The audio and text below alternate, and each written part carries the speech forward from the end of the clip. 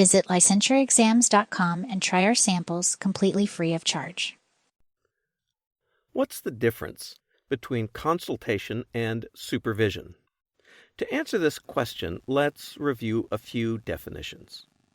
In the counseling world, a clinical supervisor oversees a therapist's course of treatment for a client. This includes such things as being privy to details of cases, helping with interventions, monitoring client progress, addressing ethical issues, and assessing clients' overall quality of care in therapy. A consultant is a professional who assists a therapist by providing feedback and suggestions regarding a particular case. A consultant usually has a field of expertise and is hired to problem solve a specific issue. The main differences between the two are problem identification. A supervisor helps to identify a supervisee's problems. A consultant is hired after a problem has been identified. Roles. A supervisor wears a few different hats and performs administrative, educational, and supportive functions. A consultant only plays an educational role. Authority. A supervisor has administrative authority over the supervisee and can enforce the supervisee's compliance with procedures. A consultant has no administrative authority over the therapist, so the therapist can choose to disregard the consultant's feedback or suggestions. Legal liability. A supervisor is legally responsible for the supervisee's actions. A consultant is not legally liable for the therapist's actions.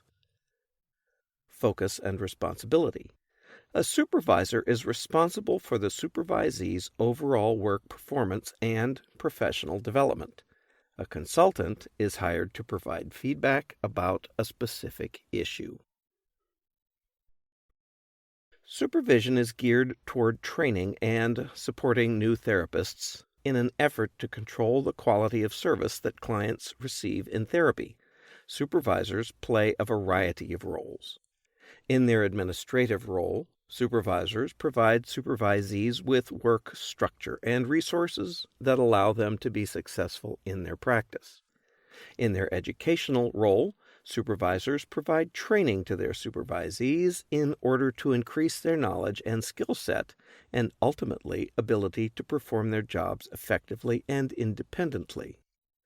In their supportive role, supervisors ensure that supervisees have appropriate psychological and interpersonal resources available to them so they can perform their jobs effectively on an emotional level.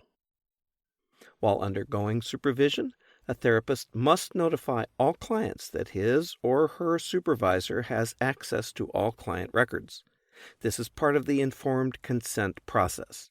The client must also be provided with information related to the supervisor's qualifications, the supervisor's and supervisee's objectives, approach to treatment, responsibility, and limits to confidentiality.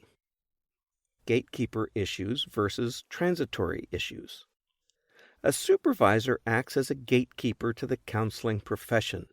This means that it's their ethical responsibility to monitor and evaluate a supervisee's knowledge, skills, and professional qualities and prevent individuals from becoming therapists when they lack the necessary professional competence to perform in that role. A supervisor may identify transitory issues when overseeing a supervisee. These are not as serious as gatekeeper issues.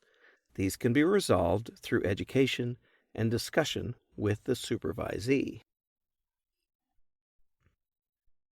Consultation is the model or process by which one professional seeks out the advice and recommendations of another. Consultants are often retained by experienced therapists for their specific expertise in a particular area and develop an ongoing relationship for case review and consultation. There are a few goals that a consultant consistently works toward: assisting the therapist in understanding the current problem at hand and improving the therapist's knowledge and skill in resolving the problem. equipping the therapist with knowledge and skills to deal with similar future problems that may arise. Remaining focused on the therapist's work performance, not acting as a source of emotional support. It's important to note that a consultee is under no obligation to accept the suggestions offered by a consultant. Let's take a look at an example. Connie was hired by the Children's Center to consult with their counseling department. She is an expert in cognitive behavioral techniques with children and has pioneered a new protocol for dealing with behavioral problems in the school setting. The counseling staff has experience in a variety of techniques and appreciates the opportunity to learn different ways to deal with challenging and complex cases. Jennifer presented a case.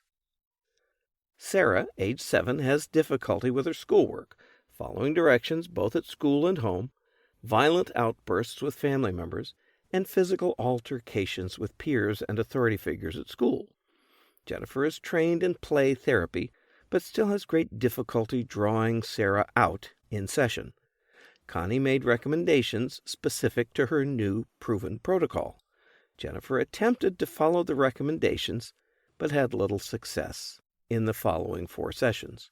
She returned to her treatment format in which she was comfortable, knowledgeable, and accomplished in her interventions, but did make some alterations based on the group's consultative feedback. In this example, Jennifer sought the consultation of Connie in the departmental group. She did not have success and returned to what was familiar and consistent with her training, but did integrate some of the new ideas into her style. Jennifer is an experienced therapist and is not bound by a consultant to alter her treatment methods. However, she can enrich her practice by learning new techniques, and her clients will likely benefit from her expanded knowledge base. In this model, outlined by Edgar Schein, a consultant would not be called in to fix problems. Instead, to help the consultee learn how to identify and fix the issues themselves, so there will be no dependence on outsiders to have to be called in to save the day.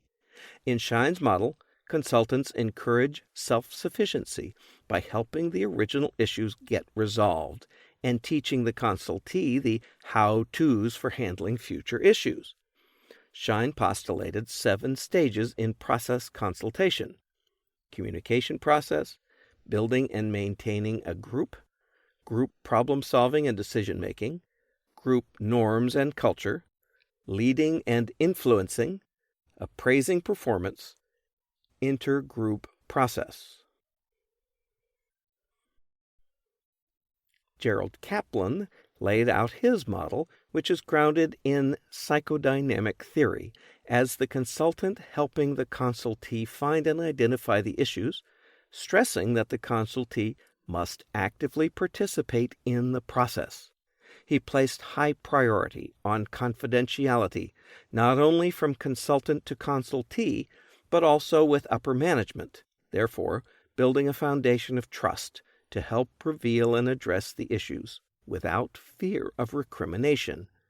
Kaplan described 4 models of mental health consultation. Client-centered case consultation. A consultee needs help assessing or diagnosing a client and needs to consult a specialist to assess the client and offer suggestions to the consultee. Consultee-centered case consultation. A consultee who has a difficult client needs help due to their own professional shortcomings, for example, lack of knowledge, lack of objectivity, lack of self-confidence, etc. Program-centered administrative consultation. Similar to client-centered, but deals with developing and implementing programs at the administrative organizational level.